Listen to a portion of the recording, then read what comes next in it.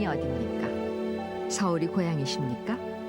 서울도 고향이라 이를 수 있습니까? 서울 나기에게도 늘 타향 같은 낯섦을 주는 서울. 타관 사람들에게는 모든 실패의 빌미가 돼서 구박받는 서울. 그 서울이 올해 정도 600년을 맞았죠. 서울 속에 살면서 서울을 매일같이 만나면서도 서울에 관해 아름답다고 서술하거나 서울을 노래하면 스스로 부끄럽다는 생각을 떠올리곤 하던 우리들. 정이 없어 이웃을 잃어버려 시인은 다만 종이처럼 나부끼는 죽은 도시가 서울이라 했지요.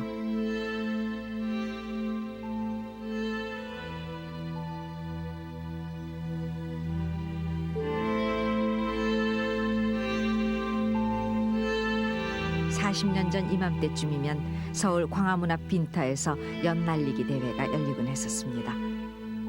그때 그 연이 날던 하늘을 이제는 고층 빌딩들이 차지해버렸고 눈이 쌓여 개구장이들의 눈썰매장이 되곤 하던 고갯길도 이제는 차들의 매연으로 뒤덮이고 말았습니다. 청계천 뚝방을 따라 혹은 남산 비탈을 따라 게딱지처럼 다닥다닥 붙어있던 판잣집 그 자리에도, 그리고 뽕나무밭과 채마밭이 있었다던 영동 땅도 아파트와 빌딩들이 차지해버렸습니다. 그리고서 우리는 서울이 기적의 도시로 불리우기를 바랬지요. 대신 우리는 고난한 서울살이를 함께 해온 이웃들을 잃어버렸습니다. 가난한 서울이었고 고달픈 서울살이가 있던 서울이었으나 그래도 함께 살아가는 정과 이웃이 있었고 살아가는 여유가 있던 그때 서울 사람들, 지금은 어디서 만날 수 있습니까?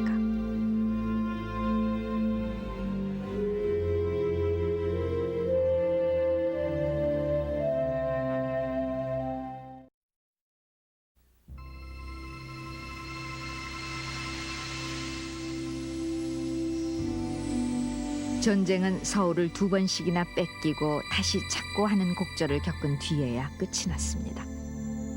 서울 사람들은 그 잔인한 피난살이를 지고 돌아오고 있었습니다. 그러나 이 도강증, 노량진이나 마포가 건너 보이는 한강까지 다다른 피난민들이 서울로 들어가기 위해서는 미군 CAC가 발행하던 이 도강증이 있어야 했습니다. 그러나 도강증은 구하지 못해 물심이 얕은 뚝섬 쪽에서 강을 건너던 사람들이 전쟁통에서도 부지해온 모진 목숨을 잃고 마는 비운을 만나기도 했습니다.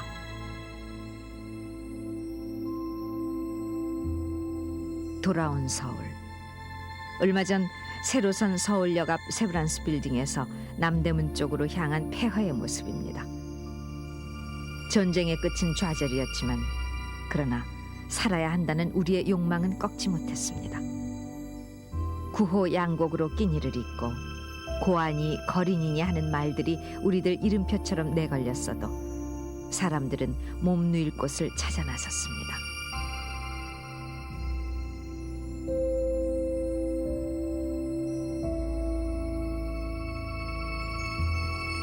여기 이곳 용산구 용산동 2가 남산 허리 아래 후암동이 떠받치고 있는 이곳의 이름은 해방촌이었습니다. 해방과 더불어 고향을 잃고 유랑하던 사람들이 시리로부터 해방되자며 지어냈다는 동네 해방촌. 전쟁이 핥히고 간 상처를 부담고 사람들은 그 해방촌에 천막을 트기 시작했습니다. 루빙. 아스팔트 입혀 모래알이 반짝이던 그 종이 지붕 아래서 억척 삶이 펼쳐지고 있었죠. 가난과 고난은 산등성이를 타고 계속 번져나가고 있었습니다. 미알이며 창신동이며 그러다 날품살이가 조금은 쉬운 청계천까지 판자촌이 들어섰습니다. 개천과 판잣집, 변소도 수도도 없는 서울의 오물이 흐르던 판자촌 생활은 서울 어디에서나 쉽게 만날 수 있던 그때 우리들 저 밑바닥 삶이었습니다.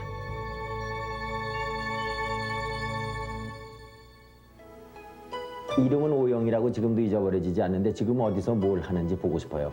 근데 그 친구가 하루는 집으로 내가 놀러 갔더니 그 조그만 다락방 같은 데서 앉아서 밥을 먹고 있더라고요. 근데 깡보리밥을 먹는데 뭐 지난 애나 깡보리밥밖에 먹을 게 있나 뭐 먹는데, 근데 반찬이 무엇인고 하니 굵은 소금 있어요. 굵은 소금. 그러니까 아마 그런 소금 요즘 보기 어려울 겁니다. 그럼 내가 들어가니까 그때 누구나가 다 그렇게 어렵게 살 때지만은 좀 부끄러웠는지 밥을 그냥 치우더라고요. 그러면서 나가자고 그러더라고요.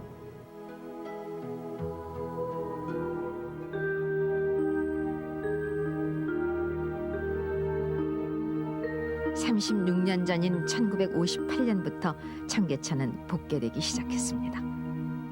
20만 명이 동원돼 광교, 수표교 아래로 부끄러움과 오물투성이 우리 삶이 가려지기 시작했으나 해방 후 80만이던 서울 인구가 100만을 넘어선 그때 우리의 피폐와 궁핍을 가려줄 집은 턱없이 모자랐죠. 1955년부터 60년까지 6년 동안 부흥주택이니 재건주택이니 해서 외국 원조로 지은 집이 13,000채. 민간이 지은 것을 합쳐야 10만 채가 안 돼 인구 250만이던 1960년 서울에는 10가구 중 4가구가 남의 집 신세를 져야 했고 내 집이라야 움집, 토막집, 판잣집이 40%나 됐습니다. 1960년대 초 미아리 판자촌의 모습입니다. 하루 두세 번씩 나오는 공동 수도가에 양동이며 바켓츠 행렬의 끝이 없습니다. 푸성기뿐이긴 하지만 반찬 없이는 살아도 물 없으면은 못 살았기에 이 수도가에는 언제나 안악들의 내가 먼저니 대기 나중이니 해서 얼굴 붉히는 물싸움이 끊이질 않았습니다. 그나마 뒤늦게 수도가에 가보면은 꼭지 빠진 수도 파이프 옆에 0.76 입방미터의 5원이라는 팻말만 장승처럼 서 있고 수돗물은 이미 끊어진 다음이었죠. 그러다 들려오던 물차 왔어요 소리, 그 소리 따라 이 집 저 집에서 몰려오던 양동이 물찌개 다라이 소리들, 그리고 결사적으로 물차를 향해 달려가던 우리 갈증기의 걸음들, 또 약해진 고무호수 물줄기를 빨아내느라 옆을 돌볼 수 없던 모습들, 그 물찌개를 지고 숨이 차오르던 판자촌 고개마루터.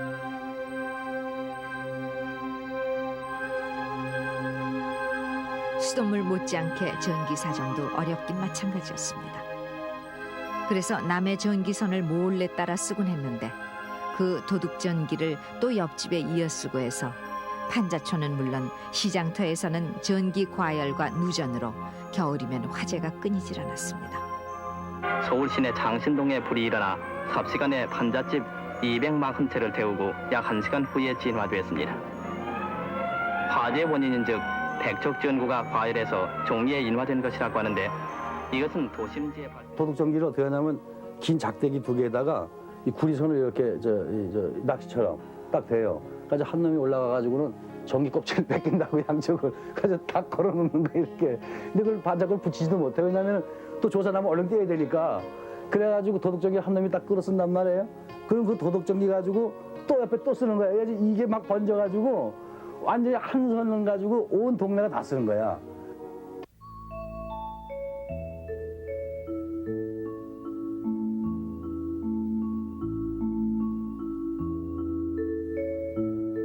(1956년) 폐허의 옷을 입고 있는 명동의 모습입니다. 저마다 파란만장의 일기를 구제품 오바에 묻은 채 실어증에 걸린 예술가들이 몰려들었던 명동. 그 명동의 은성과 동방살롱 그리고 돌체. 주머니 속에는 그저 전차싸기 고작이었지만 그 목로주점 어느 한 구석에서 우리는 한 잔의 술을 마시고 버지니아 울프의 생애 그리고 목마, 숙녀하며 잡히지 않는 소리로 절망하던 거리 명동. 그들 예술의 주인공은 오발탄이나 잉여인간이 보여주는 창백한 얼굴이거나 매일 밤 춤을 췄던 우리들의 누이 엘레나였지요. 그때 명동 가객이라 불리던 박인환과 이진섭이 즉흥으로 만든, 지금 그 사람 이름은 잊었지만 그 노랫말 따라 지금 명동에 남아있는 그때 모습은 성당과 시공간 건물뿐입니다. 아침부터 거기 나와서 이제 차 한 잔 들고 이렇게 움직이지 않고 명상도 하고 여러 가지 구상도 하고 그런 사람들이 많았기 때문에 아침에 나와서 꼼짝 안 하는 분들을 가지고 벽화라고 그랬어요. 그 중에서도 가장 유명한 분이 이제 그 명동 백작인 이봉구 선생이죠. 그때는 정말 훈훈한 정이 있었어요. 주머니에 돈이 없어도 차 한 잔 마실 수가 있었고 또 그렇게 돈이 없어도 저녁 때가 땅거미가 질 무렵이면은 서로 이렇게 불러가지고 같이 대포집에 가서 막걸리 한 잔 건하게 마시고 그런 그 체온을 느낄 수 있는 그런 훈훈한 거리였던 것이 바로 명동이었었어요.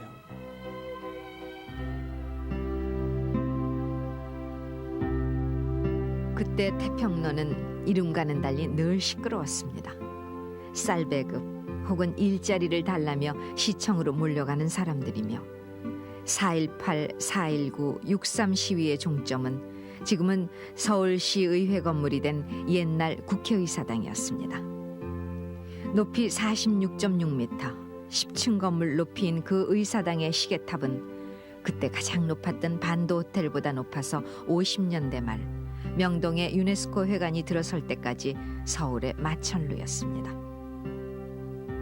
그때 서울의 명물로는 또 지금의 무교로 입구에 있던 중부소방서 망루였지요. 34m 높이의 그 망루에서 보면 사방에 거칠 것이 없어 멀리 동대문까지 보였습니다. 그 소방서에서는 또 정오 사이렌, 통행금지 사이렌을 울려대기도 했습니다. 지난 80년대 초 통금이 없어질 때까지 계속된 이 사이렌이 울리면 다름박질하는 사람들 모습과 방범대원 호각 소리까지 곁들여 우리들 밤이 스산하게 깎여나가곤 했지요. 그 망루도 태평로가 빌딩 숲에 가려지자 박제처럼 버려져 있다가 끝내 허물리고 말았습니다.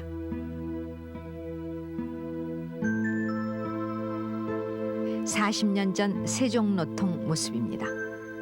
오른쪽으로 의사당 시계탑, 그 맞은편이 중부소방서 망루, 앞쪽으로 3층 건물의 동아일보사가 보이고 그 맞은편 파출소 자리 뒤쪽으로 지금은 모습이 사라진 국제극장 건물이 1957년 들어섭니다. 그때 서울에는 단성사와 수도극장 등 25개의 극장이 있었습니다마는 이해에 국제 명보 대한극장이 새로 섰습니다. 기억하실 거예요. 소공동의 경남극장, 마포의 경보극장, 종로의 우미관, 그리고 명동극장, 초동극장, 우리들 소녀기를 수채화 속으로 그려 넣어주던 작은 영화관들이었죠.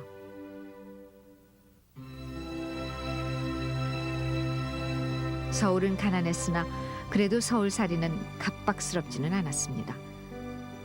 지금 광화문 미국 대사관 뒤쪽에 그 당시 경찰 전문학교 빈터에서는 해마다 연날리기 대회가 열리곤 했지요. 그런가 하면 요즘은 공기 탓에 잘 얼지 않는다는 한강은 그때 해마다 얼었더랬습니다. 강폭도 지금보다 훨씬 좁아 명수대 및 한강에는 스케이트 링크가 마련돼 우리들 겨울이 살아있었고 강태공들의 잉어 낚시와 한강 얼음을 캐내던 그때 그 모습들은 이제 기억의 액자에서도 사라져가고 있습니다. 한강, 일찍이 나도향이 아직 처녀를 잠깐 넘었을 듯 말 듯한 강이라고 일렀던 한강은 메말랐던 그때 우리 삶의 많은 부분을 적셔주고 있었습니다. 뚝섬과 광나루, 그 맑은 한강에서 우리들은 강물 수영으로 그해 여름들을 보낼 수 있었고 중지도 모래는 우리들 피폐한 몸찜질을 훌륭하게 해내었죠. 물놀이로 이름난 한강에서 원형대 배가 베풀어졌습니다. 원형 경기는 순수리 상류섬에서 인도교까지 2,300m의 거리를 헤엄쳐 내려오는 것인데 선수들은 제각기 익숙한 수영법으로 앞을 다투었습니다.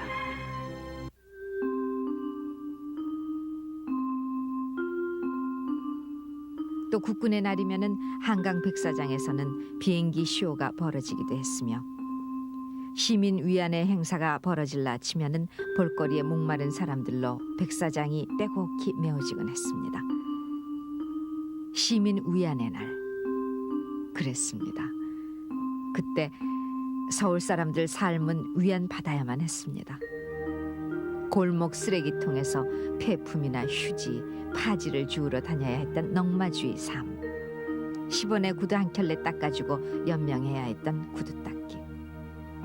근로자 합숙소에서 기거하며 딸과 함께 12원짜리 국수로 끼니를 때워야 했던 지객군. 새벽 첫 차를 덜 깬 눈으로 타면서부터 하루 종일 승객과 씨름을 하고 초라한 숙소에서 새우잠을 자야 했던 버스 여차장들. 그 밑바닥 삶을 위해 서울이 할 수 있는 위안은 남산이나 서울운동장, 한강 백사장에서 장소팔 고춘자 만담과 외줄타기 묘기 혹은 군악대 연주가 고작인 시민 위안회 날 행사뿐이었습니다. 그날이 되면 서울이 온통 빈 듯 우리는 목을 빼고 서러운 웃음을 흘리곤 했지요.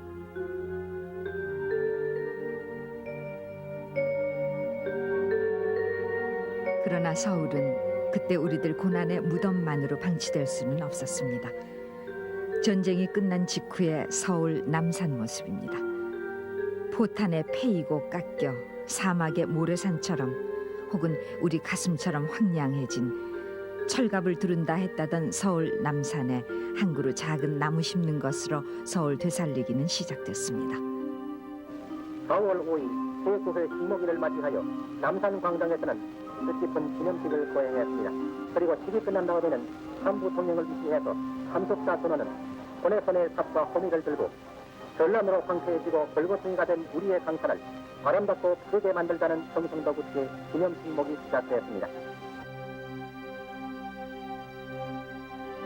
끊겨진 한강 인도교 옆으로 얼어붙은 한강 위로 피난길을 가던 그 강을 잇기 위해 부교와 주교가 놓여 노량진과 용산이 이어지다가 1958년 인도교가 복구됐죠.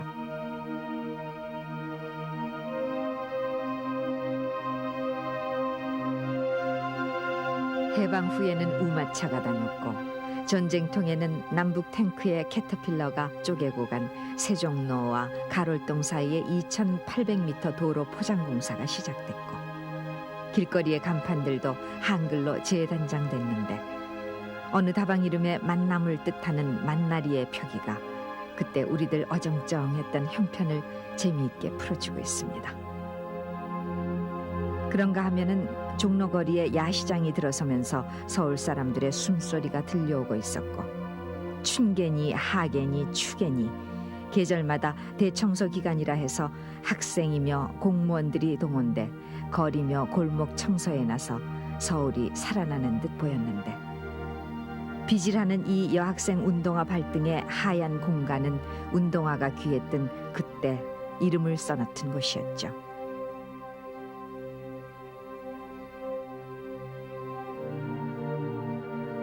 60년대 들어서 서울은 조급하게 움직이기 시작합니다. 마포 형무소가 있던 자리에 우리의 본격 아파트 시대를 연 마포 아파트가 60년대 초 들어섰죠. 경기도 시흥군 방배리 반포리였던 방배동 반포동, 경기도 광주군 압구정리 논현리였던 압구정동 논현동 등 지금의 강남이 서울로 편입된 것이 1962년. 배추밭, 무밭, 배밭과 누에치기가 있던 그 땅이 지금의 모습으로 변하기 시작한 게 60년대가 다 가던 무렵이었습니다. 홍수가 나면 수중섬이 되던 여의도를 서울의 맨하탄으로 만들겠다며 황량한 여의도 윤중재공사가 68년 마치 군사작전처럼 진행됐습니다. 그와 함께 한강 철새가 즐겨 찾던 서강 앞 밤섬이 폭파됐고 새우젓 마포나루가 전설로 사라지게 됩니다. 한강 한가운데 있으니 이곳도 서울특별시에 속하는 것은 틀림없지만은 전기도 수도도 없이 한강물을 식수로 해왔다니 어떤 의미로는 별천지였다고 하겠습니다.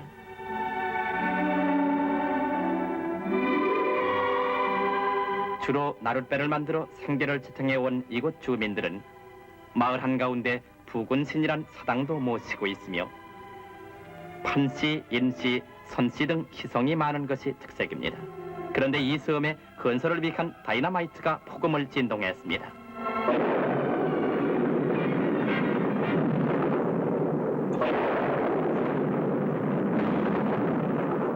그 당시에 우리나라의 건설 시장에 그렇게 중장비가 많지 않았는데 아마 대한민국에 있는 큰 장비들은 거의 다 여의도 한강 개발 현장으로 집결했던 걸로 기억을 합니다. 오직 차가 많이 다녔으면은 대낮에도 추록들이 모래를 싣고 다닐 때 전부 다 헤드라이트를 켜고 그 흙먼지 속에 달리다가 정면 충돌하는 그 사례도 있었고, 그래서 마치 그 공사를 하는 것이 야전군 병력이 전투를 하는 글자 그대로 흙과 바람과 먼지 속의 그 전투, 그걸 100일 동안에 그 완성을 했습니다.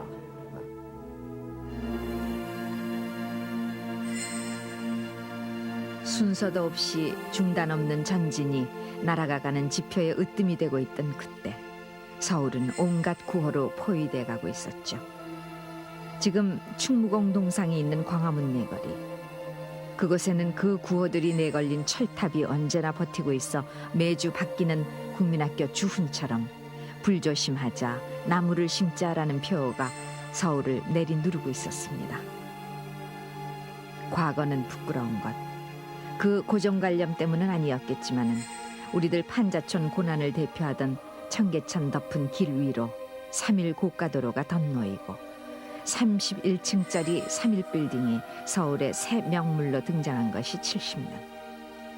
이보다 앞서 외국 풍물처럼 청와대 뒤 북악산의 스카이웨이가 개통되면서 서울의 스카이라인이 바뀌고 있었지만 서울 빌딩들은 북쪽으로 난 창을 언제나 가려야 했습니다.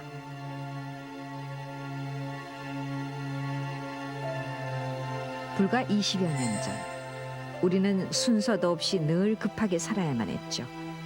지은 지 4개월 만에 무너져 33명의 인명을 앗아간 와우 아파트.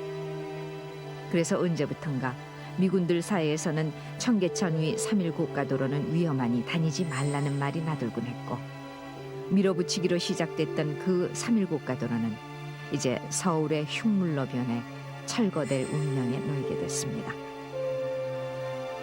늘어가는 것이라고는 판잣집뿐인데 불과 30년 전 서울이 비대해지면서 그때 함께 늘어간 것은 복덕방과 투기꾼이었고, 요령 능한 사람이 서울살이 잘한다는 말은 요즘도 우리들 삶을 그늘지게 하고 있습니다.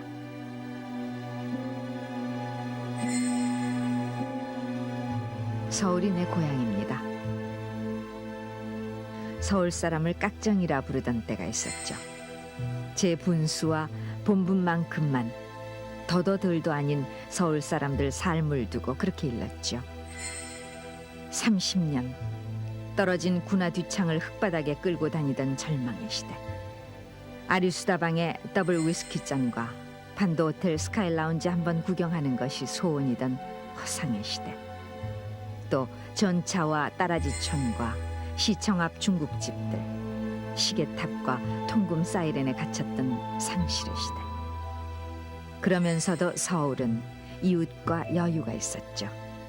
그래서 서울살이가 그렇게 각박한 것만도 아니었습니다.